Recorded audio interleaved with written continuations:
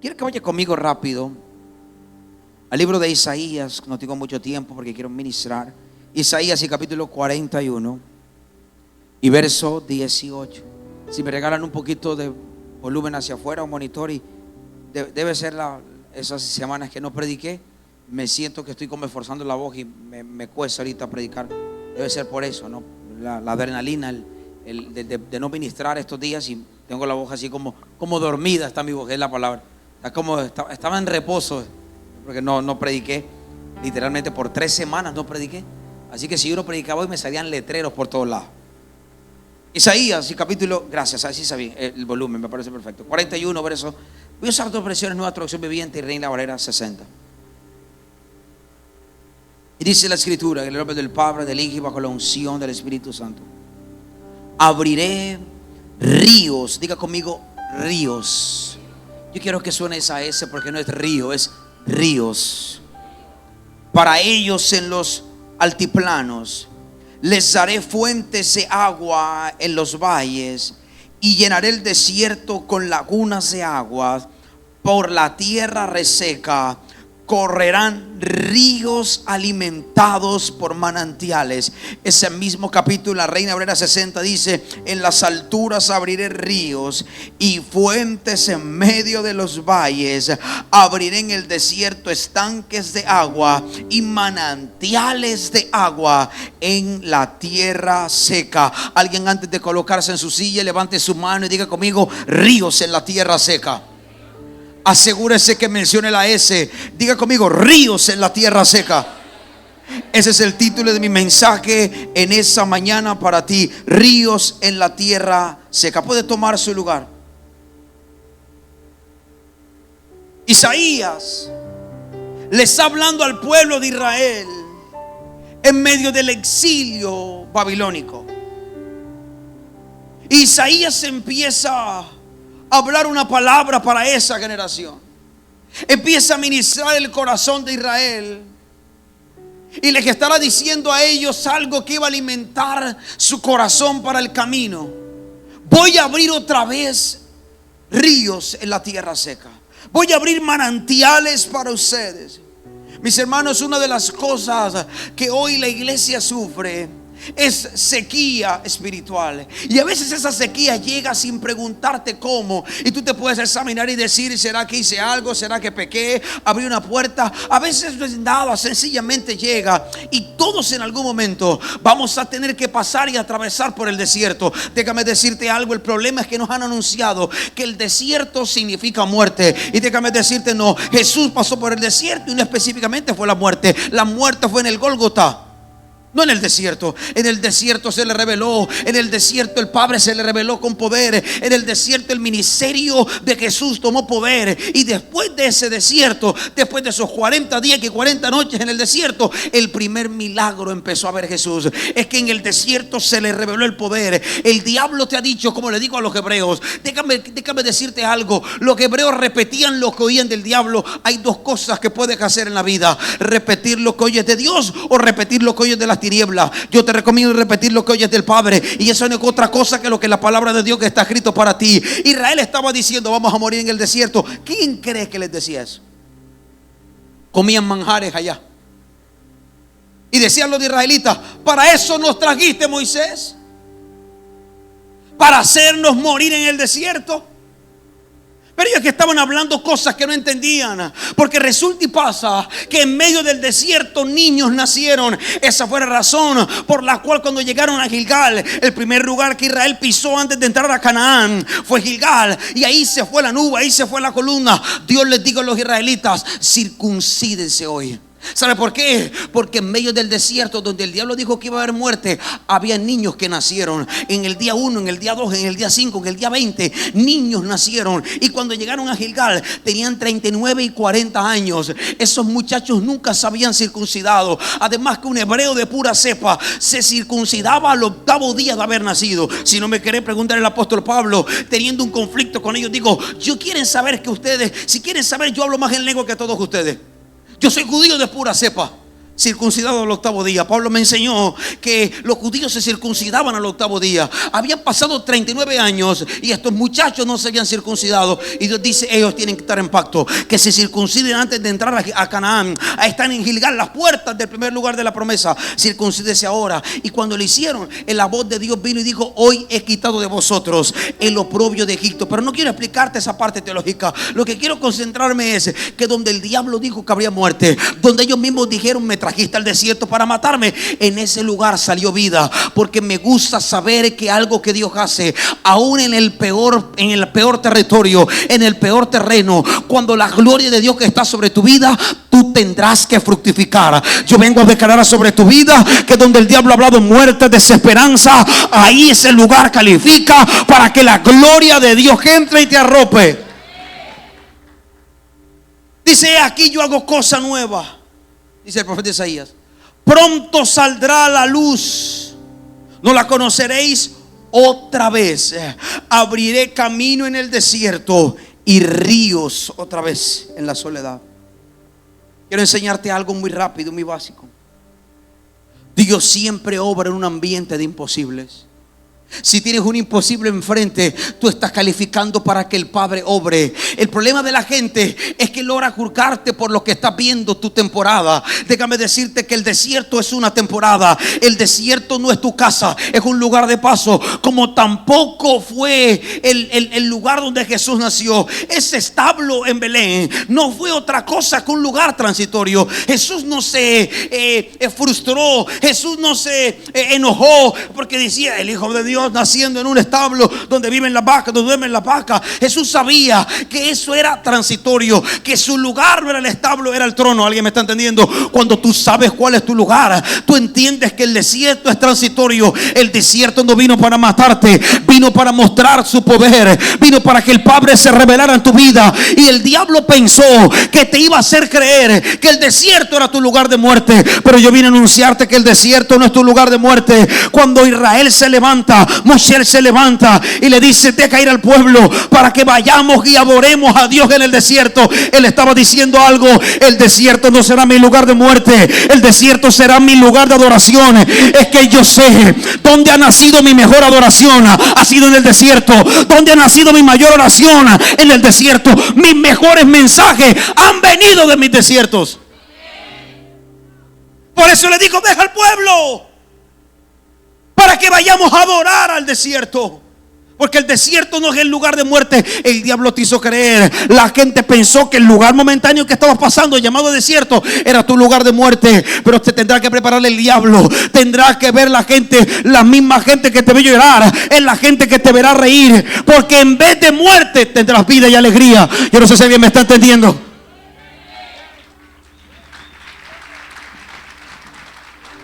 Dios obra en lo imposible. Por eso dice Isaías capítulo 35 verso 6, nueva traducción viviente, lo dice de esta manera: el cojo saltará como un ciervo, y los que no pueden hablar ya no van a hablar, ahora van a cantar de alegría. Brotarán manantiales en el desierto y corrientes regarán la tierra baldía. El suelo seco se convertirá en laguna y los manantiales de agua saciarán la tierra sedienta. Crecerán las hierbas del pantano, las cañas y los juncos donde antes vivían los chacales del desierto. El mismo capítulo, Reina Valera 60, dice: entonces el cojo saltará como el ciervo y cantará la lengua del mudo. Porque aguas serán cavadas en el desierto y torrentes en la soledad.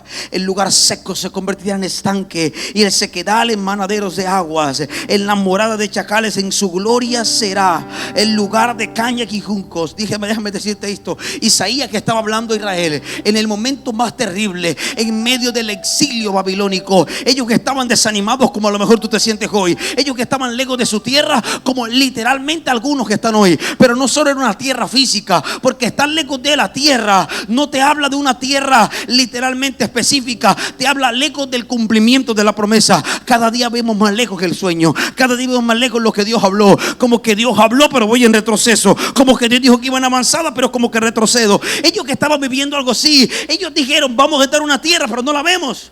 ¿Y cuánto tardaron? Una generación. esperando que algo pasara, esperando que algo se moviera, sin esperanza. Estaban tristes. Y Dios les está diciendo: otra vez voy a volver a abrir camino. Dios es experto en transformar lo estéril en fértil. Me gusta eso. Dios no necesita condiciones ideales para Él obrar. Él crea ríos donde no hay agua, caminos donde solo hay desierto. Es lo que quiero decirte hoy para que me entiendas, en palabras más naturales para que lo entiendas. Permíteme bajarlo para que lo entiendas. Donde el diablo dijo que habría muerte, donde el diablo dijo que habría destrucción, donde el diablo dijo ahí ese terreno no va a poder prosperar, donde el diablo dijo ahí en ese lugar donde está no se va a poder levantar. Déjame decirte que lo que tú ves seco y como muerte, Dios ve un terreno listo para depositar su gloria. Déjame decirte algo. Yo quiero que lo entiendas así. La gente vio desierto, la gente vio sequía. Dios que está viendo la tierra que califica para Él derramar su gloria. Tu desierto va a cambiar, tu temporada va a cambiar. Va a llegar la primavera del Espíritu para ti.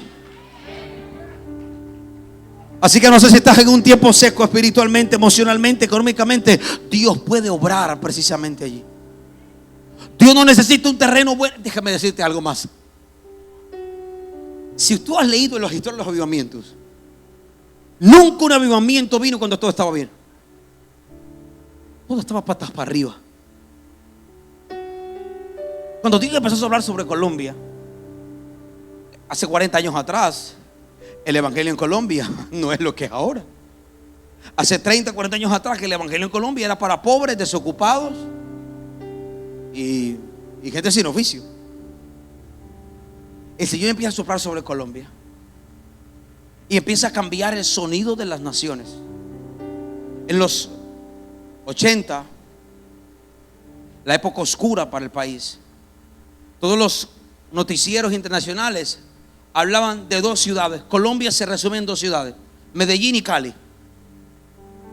Dos familias, dos apellidos poderosos: Orihuela, Escobar.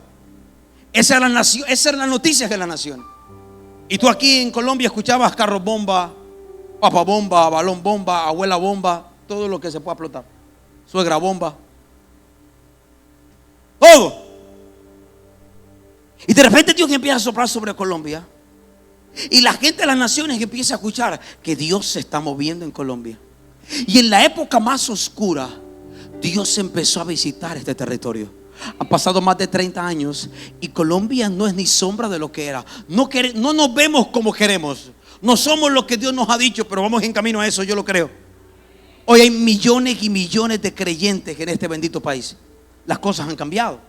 Pero Dios que empezó a soplar en el peor momento para este país. Déjame decirte que tú piensas que a veces para que Dios haga lo que Él dijo que iba a hacer, tú tienes que estar en tu mejor momento. Déjame decirte que no, en mi veces no.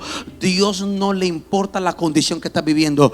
Dios lo único que necesita es un terreno sin vida y sin esperanza para Él empezar a soplar vida. Por eso te digo, va a haber ríos en medio de tu desierto. Estás en un tiempo seco, prepárate, porque el río de Dios está a punto de entrar.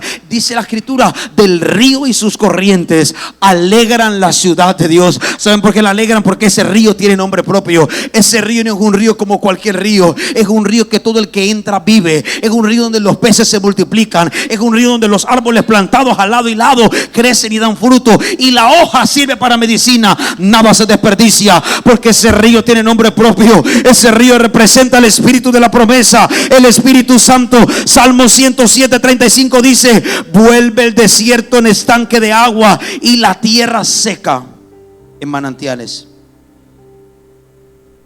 El agua representa el Espíritu. El agua, de hecho, Jesús citaba mucho a Isaías. Si usted lee los evangelios, se va a encontrar que Jesús citaba mucho a Isaías, porque Isaías hablaba de su herida, de su muerte y de su resurrección. Él citaba. No, cuando Jesús dijo: el Espíritu de Jehová está sobre mí por cuanto me ha ungido, ¿dónde lo estaba sacando? De Isaías. Pero ahora esto que estoy leyendo en Isaías se hizo real en Jesús, porque Él estando en la tierra digo: el que cree en mí, como dice la escritura. Él le faltó decir como dice. Lo que pasa es que Él no le dijo a los judíos, porque los judíos sí leen Biblia, usted no. Él no dijo, tiene que decirle en Isaías capítulo tal, versículo tal, con punto y coma. Si no, usted no sabe dónde queda. Pero él dijo, el que cree en mí, como dice la Escritura, de su interior correrán ríos. ¿Dijo río o dijo ríos? Dijo ríos, haciendo referencia a lo que estaba profetizando Isaías. Otra vez volverá a abrir camino. Otra vez volverá a abrir camino donde no hay camino. Otra vez volverá a traer agua en medio de la tierra seca. Dice Isaías 41:18: en las alturas abriré ríos y fuentes en medio de los valles. Abriré en el desierto estanques de agua. Diga conmigo, algo va a pasar en mi vida hoy. El agua representa restauración. Las propagandas en la tele dicen que el agua es, y no es mentira, pero el agua en la Escritura representa el Espíritu. El agua en la Escritura representa la vida del Espíritu dentro de ti. Y Dios hoy va a traer un río para que empiece a mover tu tierra, esa tierra seca. Dios no solo va a traer agua física, ojo bien, Él va a restaurar el alma con esa agua. Él va a restaurar el cuerpo con esa agua. Él va a restaurar el matrimonio con esas benditas aguas. Y me gusta porque Isaías dice, cosas nuevas haré. Dios no está limitado por tu pasado. Dios no está limitado por tu pecado. Dios no está limitado por tu imposible. Él está a punto de hacer algo nuevo. Donde tú ves una tierra seca, Dios ve un lugar para derramar su gloria. Así que tú entraste ahí diciendo, yo soy una tierra seca, pero yo estoy viendo un montón de tierras que están listas, que están expectantes, que califican para que el Padre derrame de esa bendita gloria. La gente que te conocía por el proceso pensó que ibas a morir. La gente que te conocía por lo que estaba viviendo pensó que era tu peor momento, que nada te paraba de allí, que nada te podía levantar. Pero donde tú veías desierto, el Padre estaba viendo un territorio para derramar su gloria. Así que prepárate, porque en los próximos días esa tierra dejará de ser seca para convertirse en un río que produce vida para una generación. Y tu boca se tendrá que llenar de risa y tu lengua se tendrá que llenar de alabanza. El que no hablaba, ¿sabe por qué? Porque la depresión te hace que te encierres y no hable. La depresión, la tristeza, la frustración hace que te escondas en una cueva. Por eso no hablas, pero pronto tu boca se llenará de risa y tu lengua se llenará de alabanza al ver todo lo bueno de Dios sobre tu vida. Ahora déjame decirte algo, el agua no solo es para ti. Dios no solo está pensando en ti, no. El agua es por tus generaciones. Tus generaciones van a tener que beber. Yo le vine a hablar a aquella mujer que está orando diciendo, toca a mis hijos, cambia a mis hijos, restaura a mis hijos. Pronto vas a ver cómo ese río le pasa por encima todo lo que te pertenece y empieza a darles vida. ¡Hey! 3 cosas quiero sembrarte. Perdóname que vaya tan rápido. Y no he tomado café hoy, pero necesito el tiempo porque quiero orar por ti. Número 1, espera en Dios. Aunque veas el desierto, el agua ya está preparada. ¿Sabe que el diablo es un mentiroso por excelencia? Y a veces tú repites lo que el diablo habla. Tú no eres lo que estás viviendo. Tú eres lo que Dios dijo que tú eres. Tú no eres lo que estás atravesando. Tú no eres tu problema. Tú no eres tu crisis. Porque si tú eres eso, escúchame bien.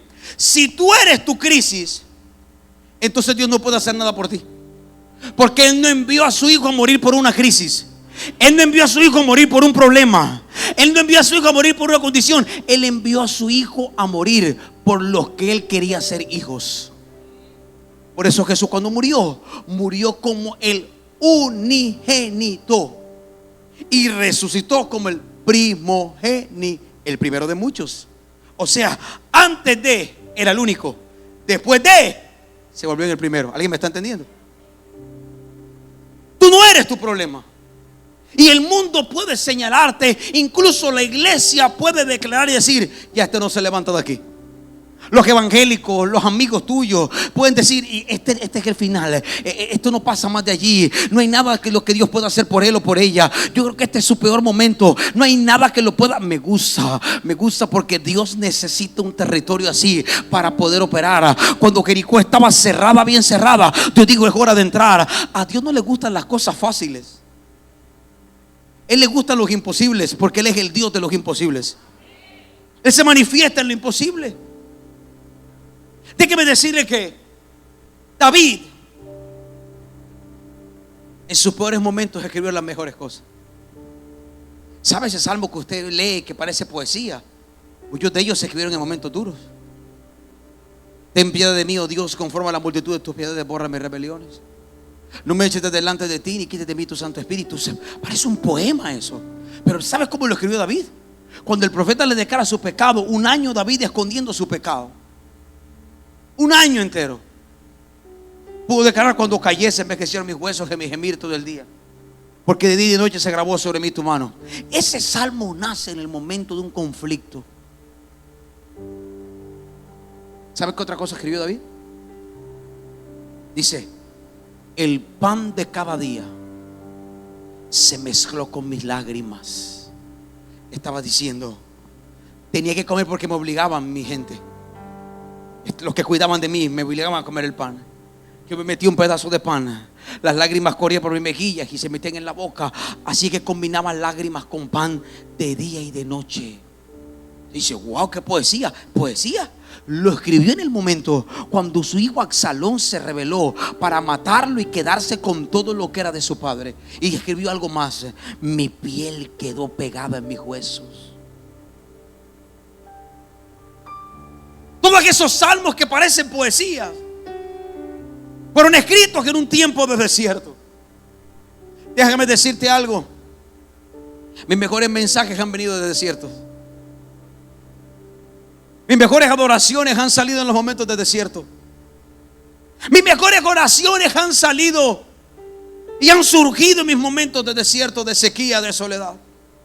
Porque el desierto, el diablo pensó que era el lugar de tu muerte y te hace creer que es el lugar de tu muerte, pero es el lugar donde Dios te prepara para ser testigo de esa bendita gloria. O es que no fue el desierto donde el mar se abrió. En ninguna otra ciudad, en ningún otro país, en ningún otro continente el mar se rompió en dos y la tierra se abrió para que ellos pasaran por lo seco. Solo pasó en el desierto. Nunca más ha vuelto a caer maná del cielo, pan de nobles, pan de reyes, maná del cielo. Solo fue en el desierto. Nadie más ha visto la columna de nube, la columna de fuego. Solo fue en el desierto. Cuando iban a entrar a Canaán, en Gilgal, la nube se fue, la columna se fue. Nadie más ha visto cómo de una roca sale agua. Solamente en el desierto. Es que el diablo y el mundo y parte de la iglesia te ha predicado que el desierto es tu lugar de muerte, pero yo vine a decirte: el desierto es el lugar para que descubras la grandeza de Dios. Porque si no entiendes que en el desierto Dios es grande, te asombrará lo grande que son las uvas en la tierra prometida. 3 semanas que no los veo y me los cambiaron. ¿Qué fue lo que le hicieron ustedes a esta gente? Si no, dígame que mañana mismo cojo otras vacaciones. Escuche, si ellos no entendían que Dios era grande, les iban a asombrar las uvas grandes. ¿Sabe por qué hay gente que no le asombra la bendición? Porque entiende que la bendición no es grande, es el Dios que bendice que es grande. Así que Dios tenía que mostrar su grandeza en medio del desierto. Así que número 1, espera en Dios. Número 2, búscalo en medio de tu sequía, porque ahí a menudo es que Él se revela. Allí, cuando todo está seco, cuando nadie, bendito que nadie dé un peso por ti, porque quiere decir que el Padre está dando todo por ti. Dios no necesita el valor que te ponga la gente, Él te dio valor. Es que nadie da un peso por mí. Qué bueno, estás calificando para que Dios haga algo, porque el que te puso valor fue el Señor.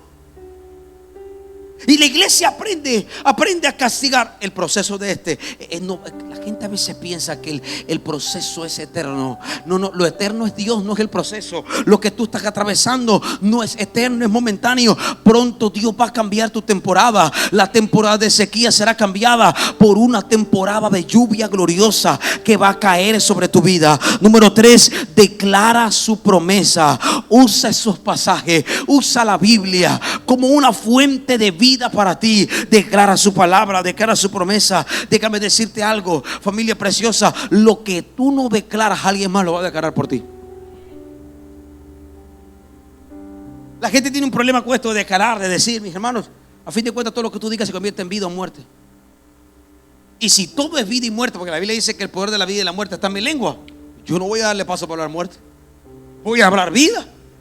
Voy a hablar, es que la prosperidad, es que ahora no, es que si tú vas a usar tu boca para hablar muerte, úsala tú. Yo voy a usarla para hablar vida. Algo tiene que cambiar. La lluvia del Espíritu tiene que caer. Mis hijos se tienen que levantar. Dios no está pensando en ti, Dios está pensando en tu generación, porque Él es un Dios generacional. Y el mundo siempre puede pararse a mirar un palo seco, un árbol seco sin hojas. Porque hay una temporada del año donde las hojas de los árboles se caen. Pero después que esas hojas se caen, nacen hojas nuevas. El color sale más high definition. Y es porque me está anunciando que llegó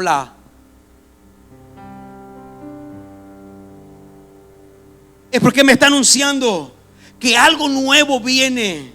Que aunque yo no lo estoy viendo, viene. Que aunque hoy el árbol luzca sin hoja y sin fruto, hay una nueva estación que el Padre va a hacer para que yo saque nuevas hojas y porte nuevo fruto. Yo vine a decirle a alguien que se siente sin vida, sin esperanza, que entró por esa puerta diciendo: a lo mejor nadie me levanta de esta, a lo mejor este es mi peor momento.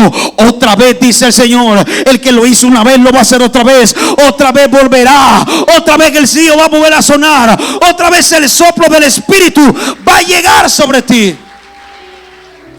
va a llegar sobre tu casa, va a llegar sobre tu familia. Ezequiel, y termino con esto, colóquese de pie un momento. Ezequiel capítulo 47. Ve lo que dice Ezequiel. El verso 9 dice: y toda alma viviente que nadare por donde quiera que entren estos dos ríos. ¿Cuántos ríos? Vivirán. ¿Sabe? Es muy normal. No sé si usted lo ha escuchado. ¿Cuál es el río más grande de Colombia?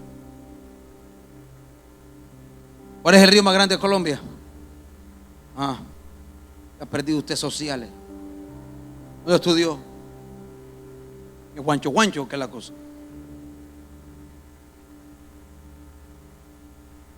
Pero el río, aquí le llaman, no sé si esto es a nivel profesional, no sé si se llama así, pero aquí le decimos: ese es un brazo del río tal. ¿Sí o no? Ese es un brazo, por ahí pasa un brazo. Y uno le ve la cara del brazo y dice: ¿qué brazo largo? Ese es un brazo, es un río. ¿Te imaginas si un brazo del Magdalena puede alimentar, sostener y producir sustento a un departamento? Un brazo.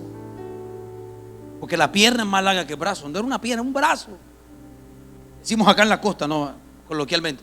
Ese es un brazo del río. ¿Qué pasa? Yo conozco lugares donde el brazo de un río pasa por el patio de la casa de muchos. Y ese brazo sostiene a ese departamento. Produce empleo, le produce alimento, produce vida, produce movilidad, produce turismo, produce un montón de cosas. ¿Te puedes imaginar lo que el río de Dios puede hacer si tú dejas que pase por tu vida y cambie tu desierto?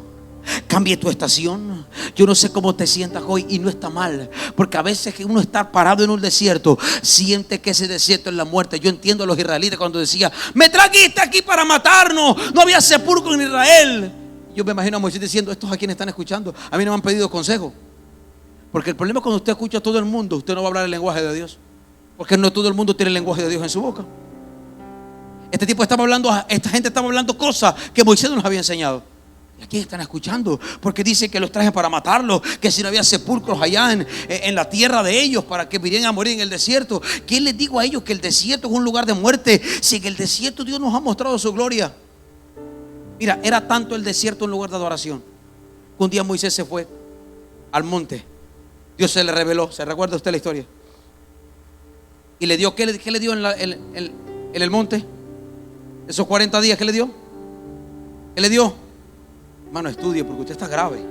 ¿Qué le dio? La ley, las tablas, los 10 mandamientos. Pero diga algo, yo sabía nada, hombre. La ley se la dio. Le da la ley, pero cuando baja con la ley, se encontró a todo el pueblo que vieron la gloria de Dios. ¿Qué estaban haciendo? Adorando a un Dios que ellos mismos hicieron, con el oro que Dios mismo les dio. Pregúnteme por qué. Porque el desierto es un lugar para adorar. Y al no tener al líder Moisés que le guiara a adorar, buscaron un sustituto para rendir adoración. Si tú no adoras en el desierto, no vas a salir de él. Vas a estar dando vueltas. ¿Y es bonito el desierto? Sí. Me parece que el mar se abre en dos y tú pasas por lo seco. ¿Quién ha visto eso aquí? Ni en las mejores películas los han podido diseñar. ¿Quién ha visto que te caiga el pan del cielo y tú nada más abras tu puerta y coma? Y si no hay nada en la nevera y no está el cachaco que te fíe, pasa tu hambre y hace un ayuno forzoso. Ya. Imagínate, va a abrir y ya está el pan caliente, pan de nobles, pan de reyes. Solamente tienes que agacharte y comer lo que quieras. Ahí te tiras. Yo me imagino, la gente se tiraba en la grama. Yo me imagino como palomita. Yo me imagino eso sí. ¿Qué película veían? El Arca de Noé. Yo me imagino mucho esos problemas, porque yo todo lo medito, la palabra la traigo. ¿Quién veía eso? ¿Quién veía la gloria, la nube, las columnas? No se ha visto. Pero te tengo una noticia: Dios te acompaña en el desierto, pero vive en la tierra prometida. Dios no, lo siento, Dios vive en Canaán. El desierto fue glorioso, pero el desierto es temporero. Tu hogar no es el desierto, tu hogar es Canaán, la tierra que Dios dijo que te daría, la tierra de la promesa del Padre para ti.